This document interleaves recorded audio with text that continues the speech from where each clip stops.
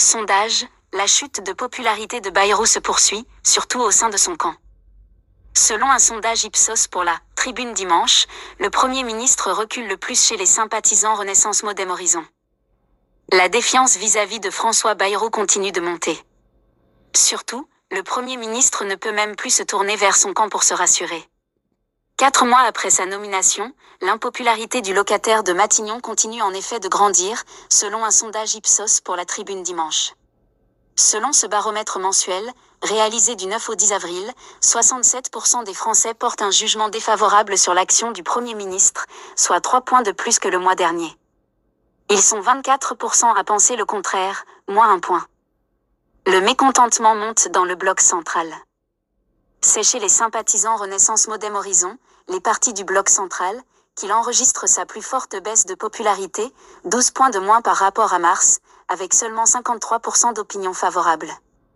Le pays a le sentiment qu'on fait la planche, qu'on flotte, qu'on se laisse dériver, analyse le directeur général délégué d'Ipsos Brice Teinturier.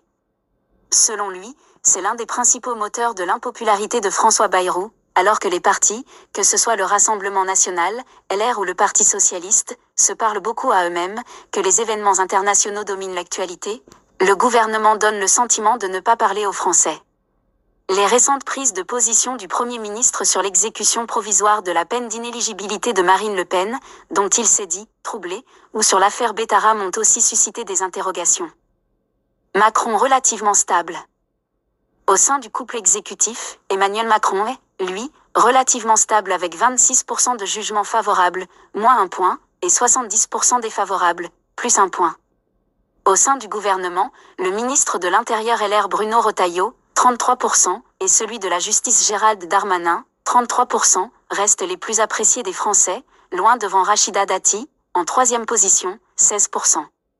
De nouveau ce mois, le baromètre des potentiels successeurs d'Emmanuel Macron place en tête les RN, Jordan Bardella qui stagne à 34% par rapport à mars et Marine Le Pen qui le talonne à 33% mais gagne 2 points. En 3e position, l'ancien Premier ministre Édouard Philippe cède 1 point à 31%, devant Bruno Retailleau qui perd aussi 1 point à 27%.